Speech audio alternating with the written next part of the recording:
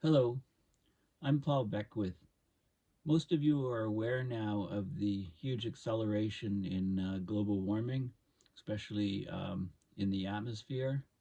The exceedance of 1.5 Celsius for 2023, the rapid acceleration that we can expect to 1.6, 1.7 degrees within the next 6 months above pre-industrial.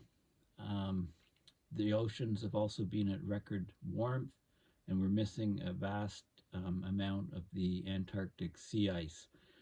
So I'm going to talk about some of the repercussions specifically of the rapid loss of Antarctic sea ice.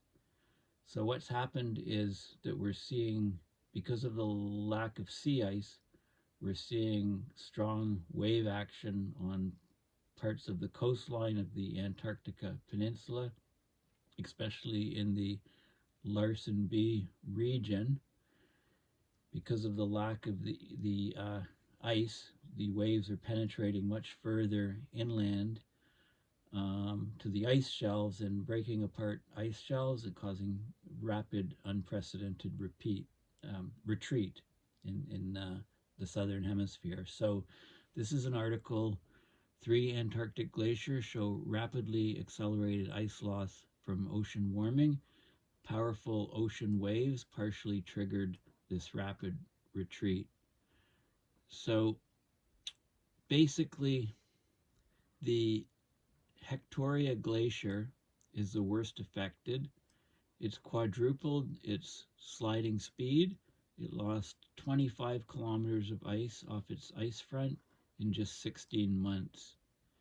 This rapid retreat is basically unheard of. It was triggered by unusually warm ocean temperatures, which caused the sea ice to retreat. This allowed a series of very large waves to hit a section of the coastline that's normally protected and shielded from wave action. So what happened here is what can be expected elsewhere in Antarctica with the lack of sea ice. So this new work was presented in mid-December at the American Geophysical Union meeting in San Francisco. So the 3 glaciers we're talking about are Hectoria Glacier, Green Glacier, and Crane Glacier. So let's have a look at where these glaciers are. So this is a Google Earth map showing Hectoria Glacier on the Antarctic Peninsula, and very close to it is Green Glacier, and then this is the Crane Glacier.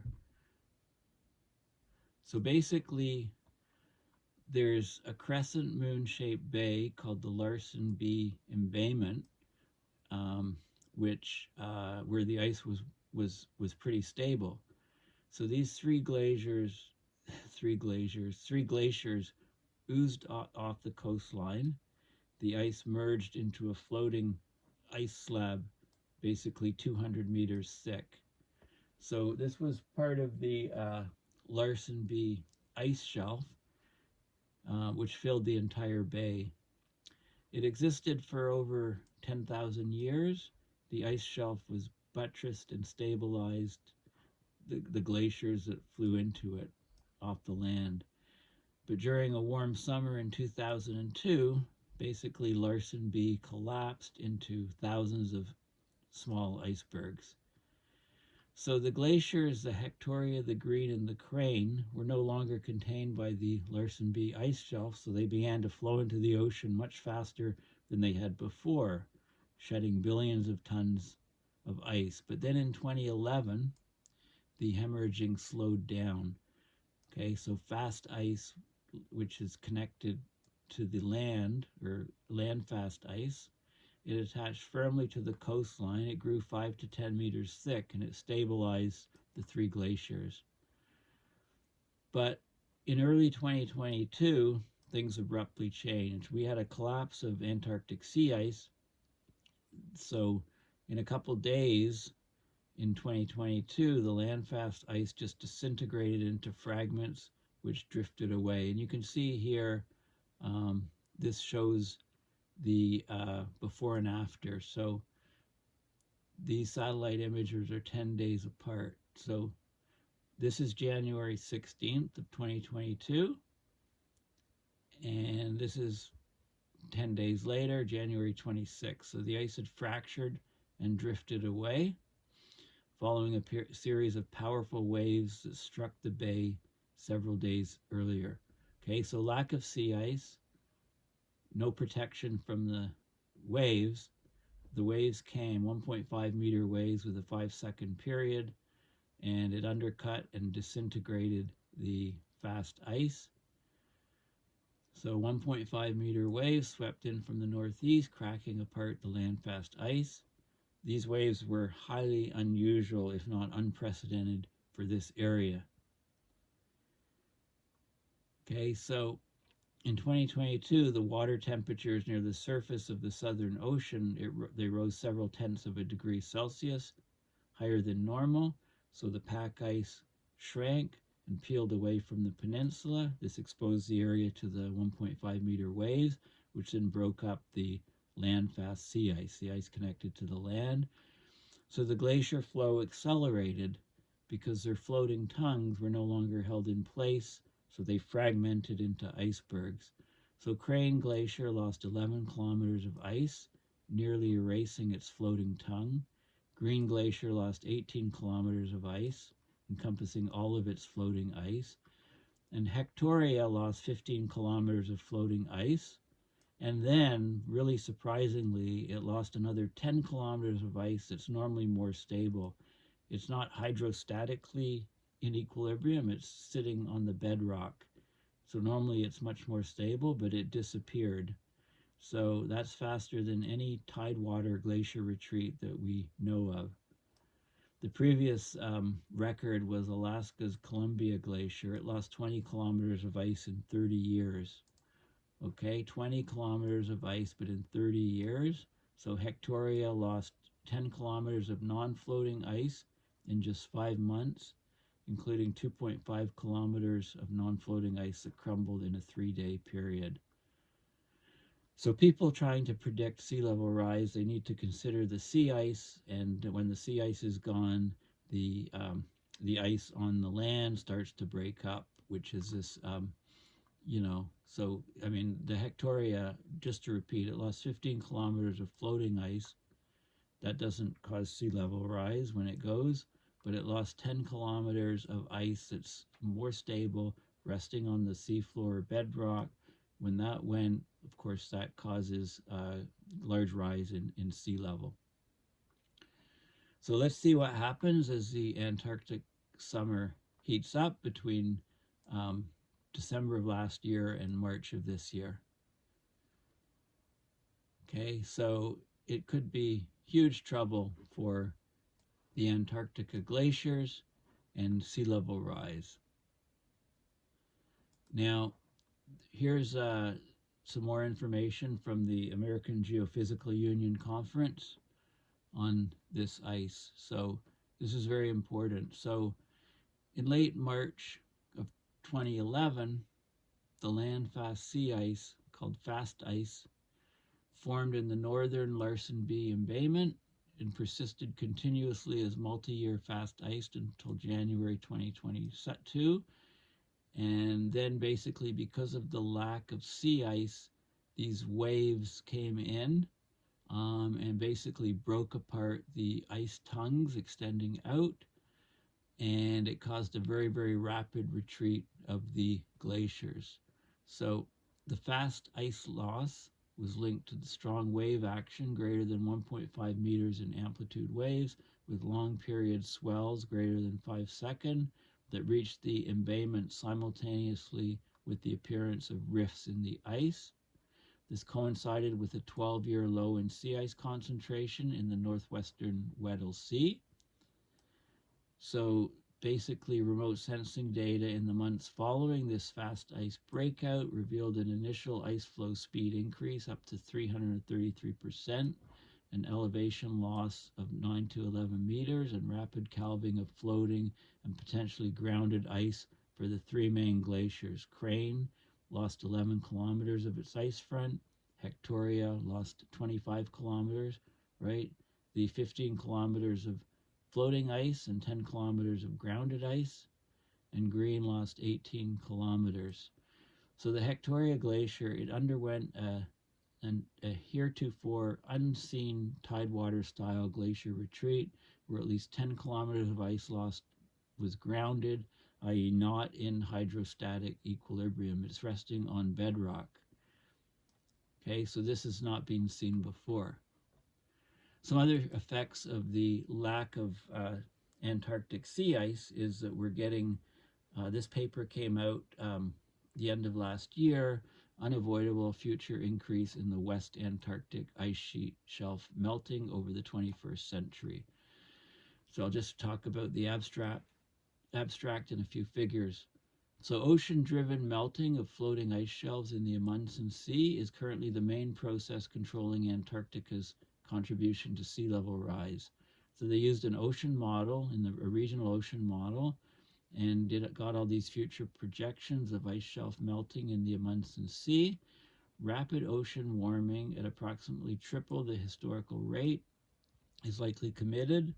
Over the 21st century, widespread increases in ice shelf melting will occur, including in regions crucial for ice sheet stability. The ice shelves are, of course, extending off of the ice sheets. The ice sheets are the ice on Antarctica, the main ice sheets. They say that the mitigation of greenhouse gases now has limited power to prevent ocean warming that could lead to the collapse of the West Antarctic ice sheet. Okay, we basically left it too late. The West Antarctic ice sheet's losing mass. It's Antarctica's largest contributor to sea level rise. It's driven by interactions with the Southern Ocean, the Amundsen Sea region.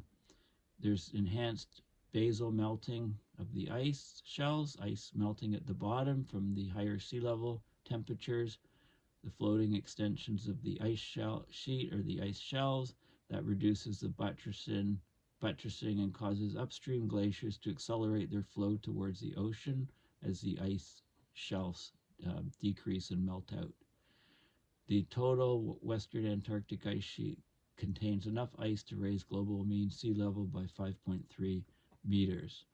Okay, so just showing you, this is a region of Antarctica here. This is a side view.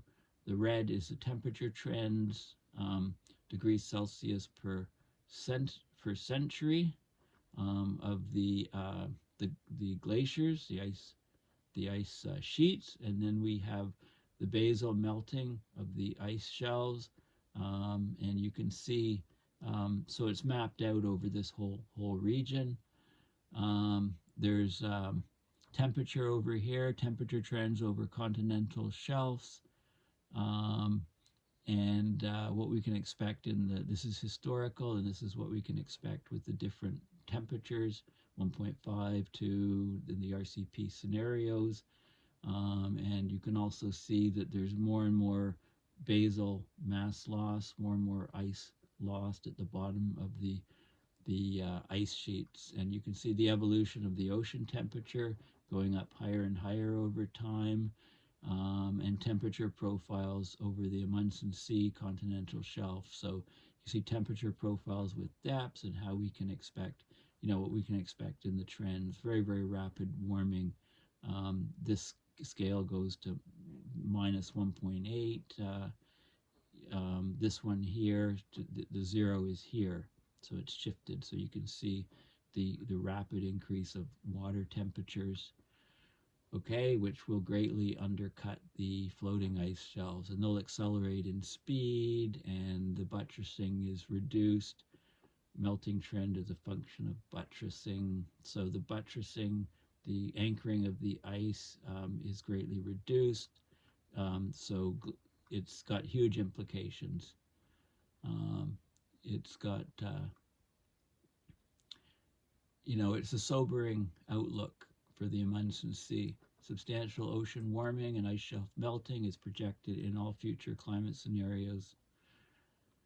Okay, so this study is the most comprehensive study of future projections of a Munson Sea ice shelf melting so far. So it's not looking good for the ice sheets on the West Antarctic ice sheet.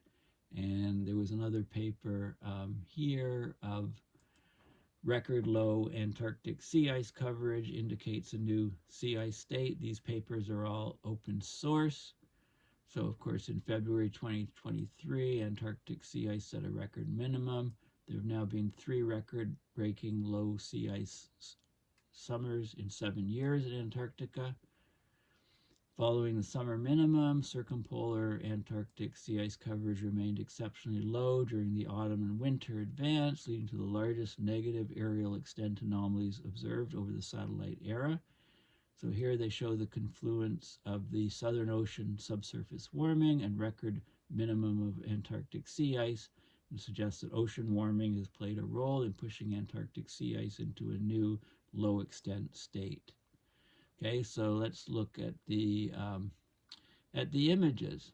Okay, so this is sea ice extent anomaly in Antarctica. It's in million square kilometers, and you can see over time the levels were actually increasing slightly. This is an average between about 2007 and 2017.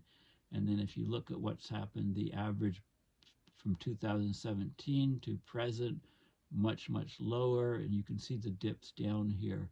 The anomaly almost reaching 2 million square kilometers of missing ice here, bit of a recovery, and then really large negative anomalies again, reaching, this is about 2.5 million square kilometers on June 23rd.